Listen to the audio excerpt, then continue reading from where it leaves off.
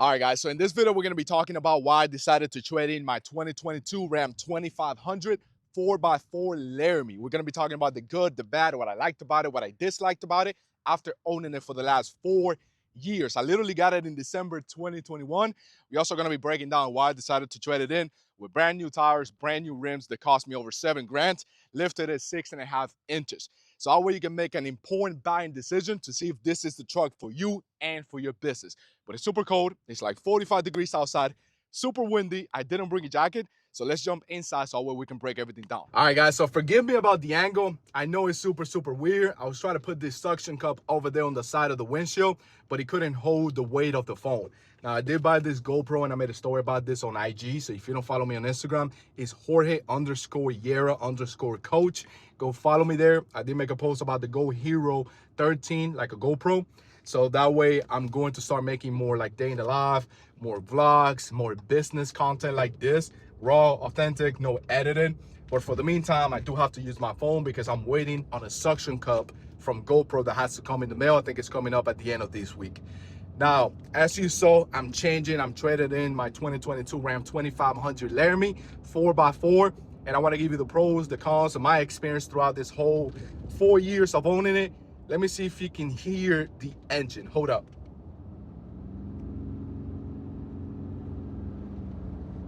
Not sure if you can hear. Super powerful diesel Cummins 6.7 liter engine. It is a dragon. It will suck the hell out of diesel, especially once you put your foot on the gas. It will go down 2 to 3 miles every time you press on it, but it got crazy power. I think it has around 400 horsepower and around 850 pounds-feet of torque, or feet of torque, however you call that. I'm not a car guy, as you can tell. Now, let's talk about the pros a little bit. I love how this truck rides, especially now that I have 6.5-inch lifted with, I think I have 37 tires and like 20-something, 25-inch rims. I can't remember. It's been around 6.5 months since I lifted it. You might be asking, Jorge, why the hell would you be trading your truck after you literally just lifted it with brand new tires, brand new rims, brand new suspension? Well, I mean, I've been owning this truck for the last 4 years.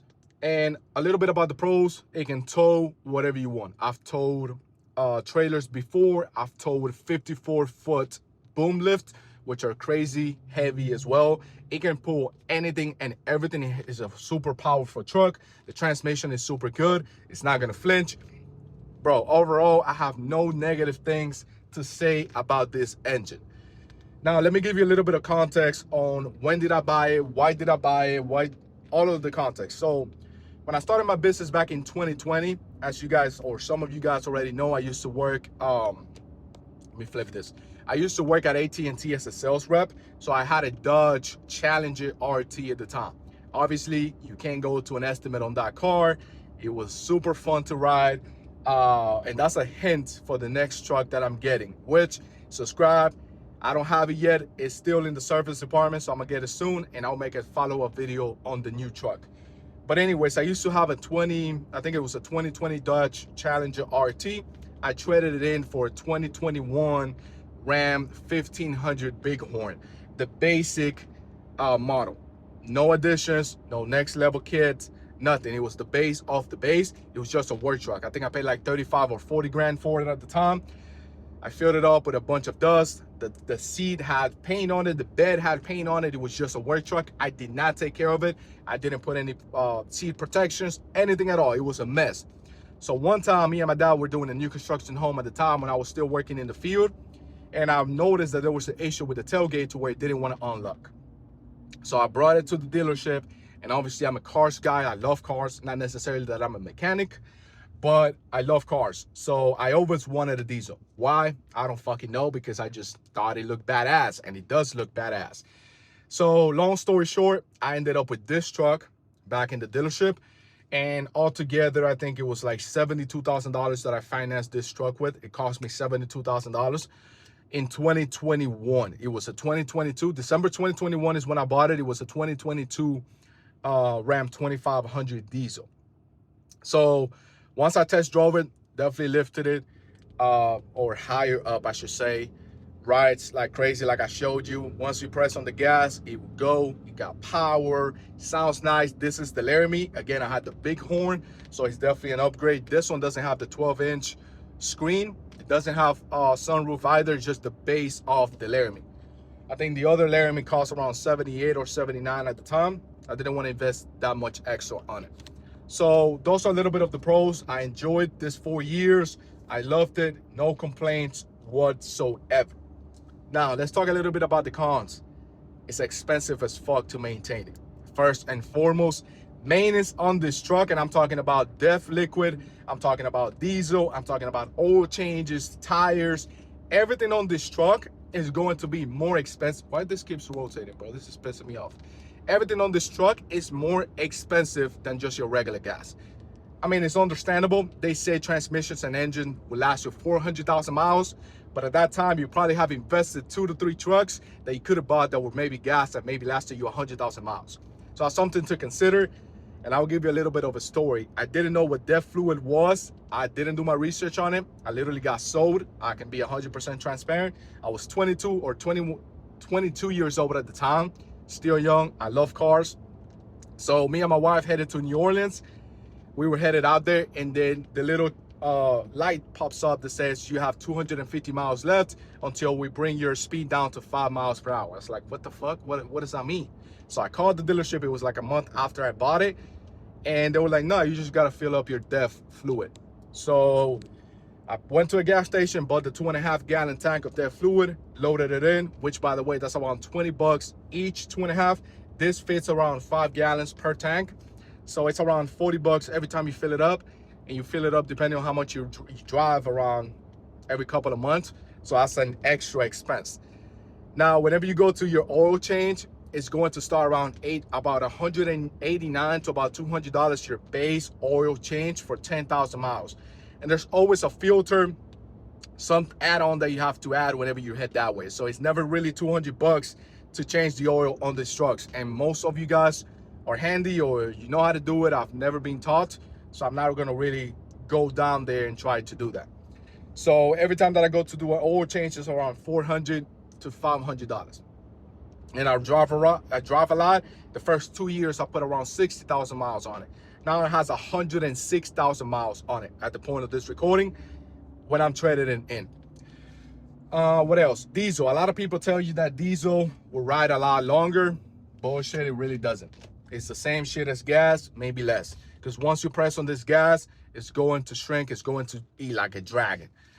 So overall, it's going to be probably double as expensive as your regular 1500 gas or whatever truck. If you decide to go for F-150, Chevy Silverado, whichever one you like, this is going to be way more expensive. Another issue that I had is I really don't tow anything. I probably have used it 6 to 8 times in the last 4 years, and mainly it's been boom lift. Now, it does pull a boom lift. I have a video of a big ass ramp that I had to go through with a 54 boom lift in the back. If you're using the 1500 with a boom lift, it will feel heavy. On this ones, it doesn't feel heavy at all. I did have an issue with the DEF fluid tank. A lot of people kind of delete it. Essentially, I bought bad DEF fluid from a gas station. I poured it in. It messed up my DEF tank.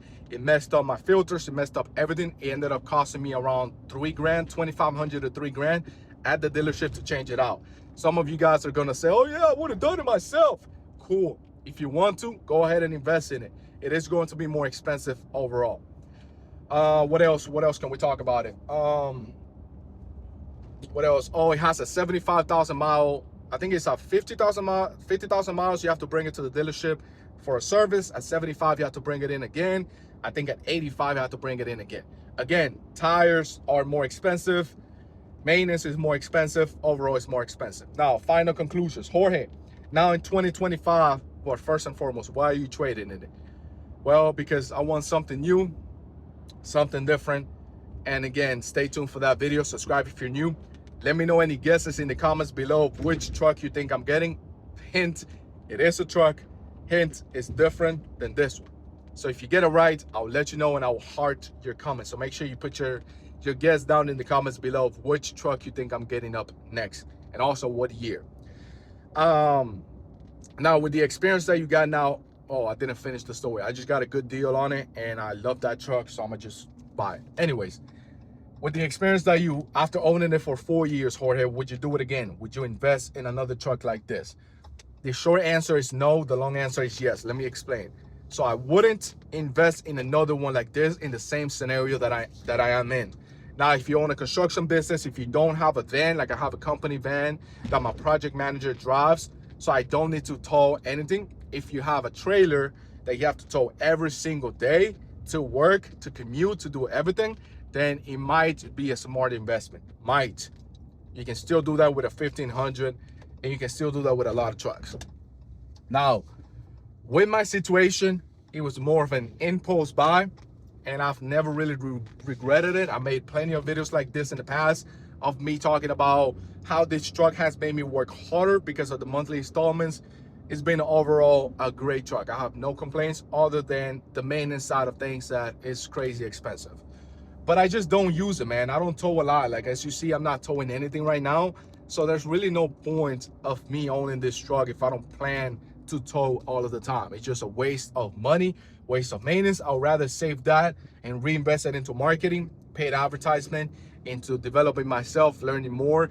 It's just a smarter decision overall. But if you tow a lot, like I mentioned, I would definitely recommend you a truck like this. The transmission is great. The engine is a 6.7 liter Cummins. It's not gonna go out on you at all. So let me know if you have any questions that maybe I didn't cover. Also, this is a way bigger truck, so if you live in like in a big city where parking lot is super tight, I literally cannot park. I used to be able to park my 1500 Bighorn straight out, like go into a parking lot head on. With this one, I always have to park backwards because if not, I'm not gonna be able to get in or get out, I should say, especially now with the big tires, with the inches aside that I have, I always have to park backwards. But that's not a problem. You got camera. Ram has great systems, great technology. I have no complaints whatsoever. But let me know your guesses in the comments below, man. Subscribe so that way you can get notified whenever I post the next follow-up video of the new truck. I'm gonna be testing it out. Again, I have the GoPro, so we're gonna be going to estimates. We're gonna be talking about business. I'm gonna be answering your questions in the comments below. And it's just going to be a more inside of the business going into 2026. So when you see the transactions that we sell, the estimates that we don't, and overall, hopefully help your business out. So I'll catch you guys later. This is probably the last video that I might be posting in 2025 for YouTube. So make sure that you subscribe because 2026 is going to be life changing, baby. I'll catch y'all later.